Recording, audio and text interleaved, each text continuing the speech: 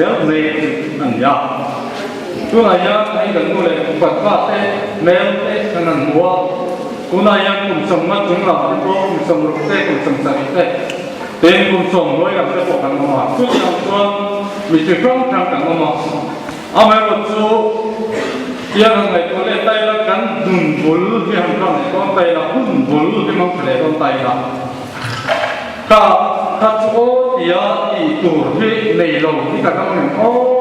thì cả riêng loại hình này của chị nào cần bắt đầu sống hàng chuyên nghiệp tại là mang cái này thôi là trong cái này các trường thành thị số lai nhưng mà mình biết bây giờ các đồ đầu tổ chức ai thật sự chưa là hàng đàn tuổi tuổi này hết cần cái này chú về các sự nó tăng chú nó càng hùng thì ở đây một anh này cái gì nó chơi gì nó tụi hùng thì nó loa trong cái này là kim hùng thì sẽ có được cái này anh chị ạ em tụi này hùngมันไม่เสียละถ้าที่พยายามโต้กินมังหรอกน้ำมันที่เราส่งข้าพยายามจะกินมังหรอกที่เห็นจะอะไรพิตาโรโน้ตบังโกทลายโกเตโกอีลังกันสบายกันมั้งอันแล้วที่เราว่าตัวการเชียร์กันตัววัวยี่การแข่งกันทีมตีกันได้แบบไม่ได้หรอกมั้งซึ่งเนี่ยว่าตัวไหนหุ่นมันเล็กลายกับหุ่นมันเล็กลายเหตุอาจจะยังจะเป็นบางอย่างที่มีส่วนต่างที่เสียแล้วก็ยังเสี่ยงเป็นอะไรนะอาเหียอันนี้แต่ที่ยังตรงนี้อะไรเสียกับตรงกันว่าอินคอมเป็นจุดหนึ่งตัวอาทิตย์ตัวตาสื่อสื่อละส่วนต่ำตัดอินซีมาเองเดี๋ยวเสียงสีอะไรที่สื่อเฮ้ยที่ยังทางไหนก็สื่อได้ละกันรู้จะถูกที่หรือถูกบ้างอ่ะทุกวันนี้เนี่ยยังจานยังโซลาร์พิเศษที่ผมจะจีมาให้ยังถูเราใส่ดัดไม้ตายยังฟังเนี่ยโอ้ยมิโซรัมเนี่ยอยู่ไหนต้องประเทศด้วยกันสร้างเองไม่เอาไม่แข่งขันไม่จนรวมด้วยไม่จนโลกเยอะเกิดโตโลกุละอินเดียซาทั้งรู้ปล่อยปุ๊บไม่รู้ตีตีปล่อยนั่นหมดสิ่งเดียวกัน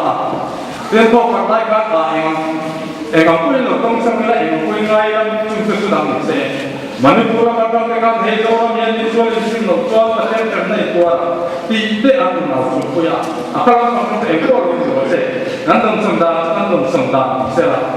อามาเราจะคุยกันเราทำที่คุยกันที่มันไม่ดีนั่งเองเดียวกันที่นั่งเราเที่ยวช่วยกันชวนเราทะเลเสียจุดเดียวเองมันก็เป็นอะไรหนึ่งเป็นตาโอ้สิจะให้ยังส่งเราไปดูเนี่ยนั่นเองก็เสียแต่คุณเป็นตาแต่พี่เด็กผู้เจ้าคนไหนอ่ะ